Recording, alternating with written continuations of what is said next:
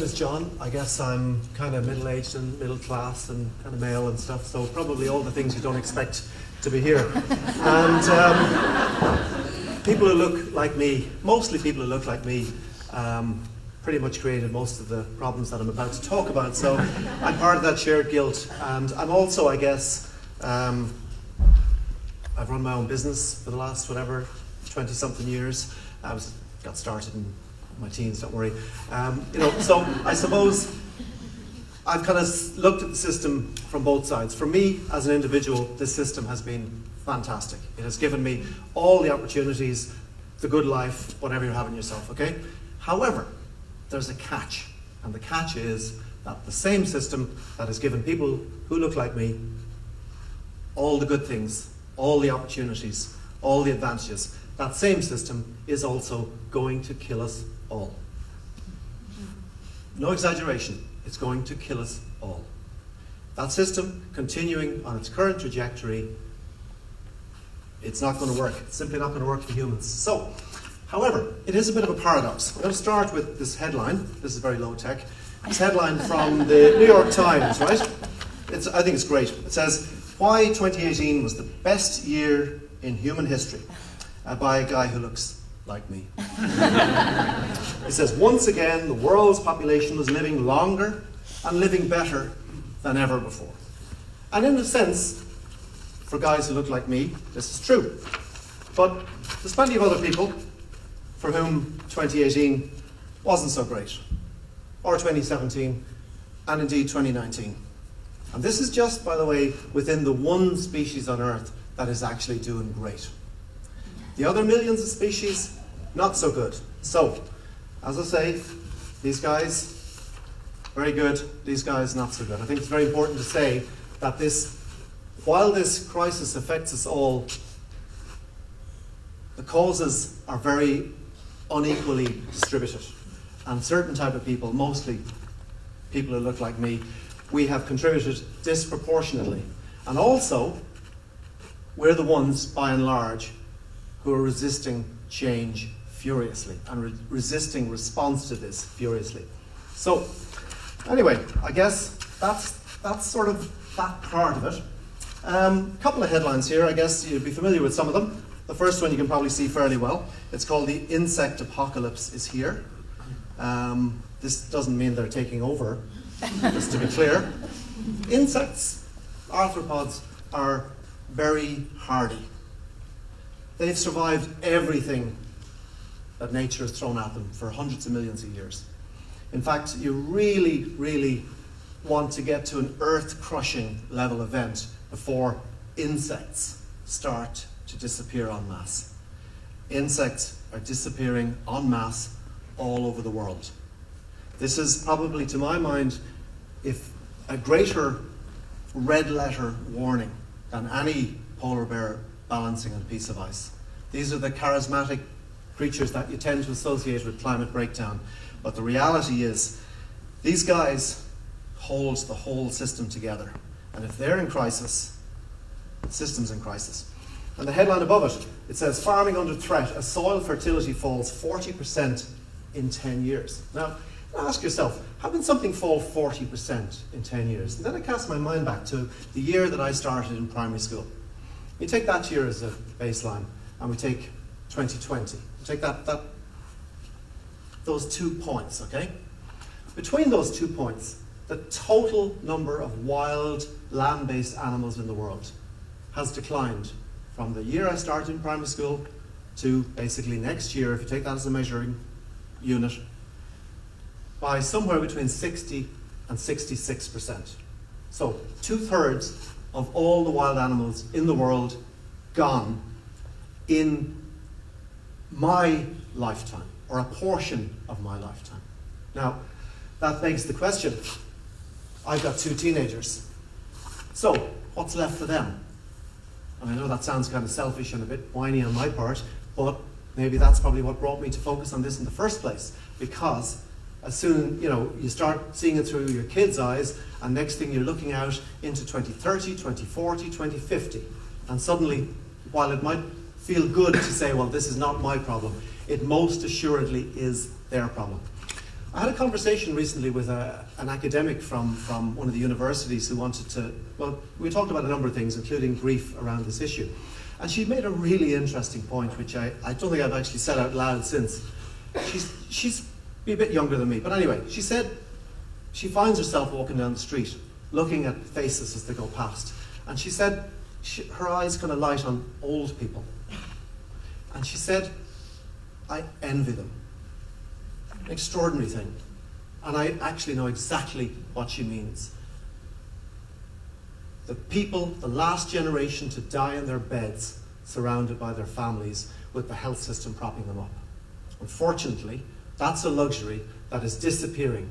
And anyone in this room under the age of 40? Anyone in? Hang on, let me check. Oh, shit. Okay. Anyone in this room under the age of 40, even under the age of 50? Unfortunately, this is the reality that we all have to contend with. So, now, I'll continue if I may. Now, two headlines here. The first one is from June 24th, 1988. And it says, scientists say the greenhouse effect is setting in. So that's about 30 years ago or so. That was part of a presentation to the US Congress at the time. So then we fast forward 30 years, and we have climate scientists are struggling to find the right words for very bad news. They told us, we didn't listen. They told us, we carried on. From 1988 to 2019, humans have released more emissions into the atmosphere than for the previous 10,000 years combined. This is when we're on notice that we're in the middle of an existential crisis. What do? We doubled down. Oh, and by the way, there's lots of innocent parties in this, but there's lots of guilty bastards too. For example, the fossil fuel industry. Since 2015, since the Paris Agreement, has spent, between them, $1 billion a year spreading lies and misinformation about the reality of climate change. And that's why so many people remain so confused about this issue. And something, as a media person, I find incredibly frustrating, that we're up to here in this crisis that is going to kill billions of people and exterminate millions of species. And we're still asking stupid questions like, well, maybe it's the sun, right? It isn't. We've got to move on past that. But even that, we're still, like, we're stuck in amber, arguing about silly questions that we should have moved on past a long, long time ago. And that's a shame. But that didn't happen, and I emphasize that. That didn't happen by accident. So, this is the headline from the 30th of April. This is yesterday. Crowded out of existence. 1 million species at risk of extinction because of human activities. 1 million species. Now, somebody describes species, the way to think about them, because of course they cover, it's right across the natural kingdom. The way to think about them is the way you might think about the rivets on the wing of an airplane. There's loads of them, and lots of them actually aren't that terribly important, but some of them are really important. They keep the airplane up.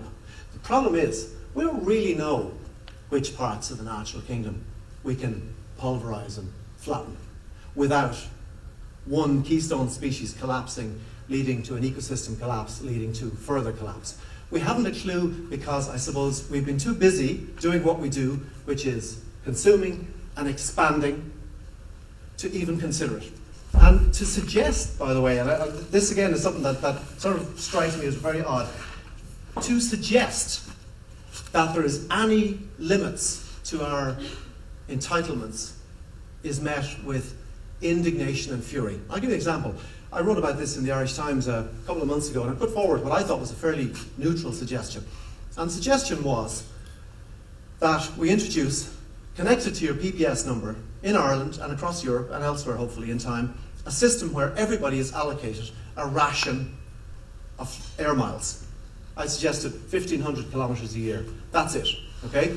You get that at the normal price, and after that and above that, you get absolutely hammered. Well, that was fair enough. So I went on to a radio programme to talk about it, and the host said to me afterwards, he said, the theme, he said, that came through more than any other theme in the texts and the phone calls that came into the show was, they'd like to chop your ghoulies off.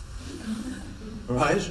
Because how dare that guy off the radio say that I can't do exactly as I please? How dare he set a limit to me?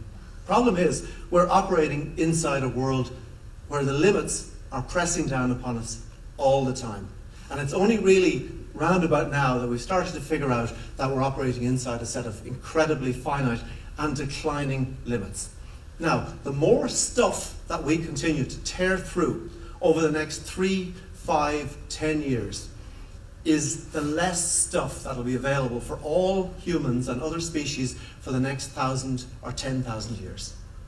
We have an incredibly finite space that we're operating within. You know those James Bond movies where the guy gets caught in the room where the two walls are starting to squeeze in? You know, there's always elaborate ways of killing people in a Bond movie. And we're kind of finding ourselves in an operating space for humans that is getting smaller and smaller. We've already pushed many fellow species to the edge, and many of them will disappear. There's absolutely no question about that. And the consequences of them disappearing are really hard to measure. So I saw in the opening clip, which is very inspiring, and actually one of the English newspapers put it really nicely. A little bit late, maybe 30 years late, who knows, but this is a great time. And I will put it this way. If you haven't started panicking about this issue yet, it's because you haven't grasped this issue yet. There is no calm, reasonable, methodical, rational way to get your head around the end of our species, the end of civilization. But that's what we're confronted with. Now, round about now, people start saying, whoa, whoa, whoa, whoa, whoa, stall the digger. You've got to give people hope. Because if you don't give people hope, they get all sad and they go home and they say, oh, I feel listless and apathetic and I'm not going to do anything. So there, that guy made me feel sad. So now I'm not going to fix the world, so that'll show him. We've tried hope. We've had 30 years of hope. And 30 years of hope has delivered a doubling of global emissions. Because hope has become hopium. It has become another product to sell. The technology is going to fix it. The Chinese, it's their fault. It's this, it's that, it's the other. It's everybody's fault. And somebody else. Anyway, the future will deal with itself. We've been programmed to be optimistic about the future. And by and large, especially for folks who look like us in this part of the world, optimism has actually served us pretty well. But we've now found ourselves heading into an optimism trap. Because we have to confront ourselves with the reality that we have two roads ahead. One road is that we just continue to ignore the cranks and crackpots like me and steam on to near to midterm extinction. If I were a betting person, that's where I'd be putting my money.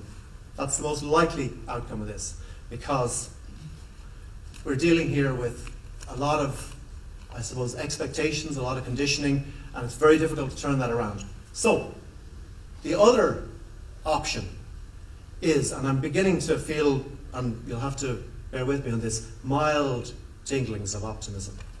Mild. They'll pass, I'll be fine. But the Extinction Rebellion is one of the first things I felt optimistic about in years.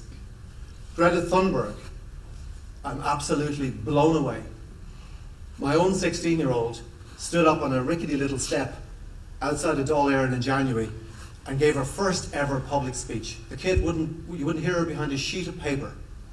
That's how motivated her generation are by people like Greta. And that gives me, don't tell anyone, a little bit of hope. That kind of change. But if you think hope means that we're going to come up with some, cheap last-minute fix to this that allows us all to continue our lives the way they've been, unfortunately, that's not going to work. We've tried that, and that approach has got us to where we are now. How are we doing, Megan? We heading towards the gate? Okay. So I guess, finally and in conclusion, how many more best years in human history do you think we've got? Now, that's the question. That's what we have to think about. And there's a lot at stake. Actually, no. Everything's at stake.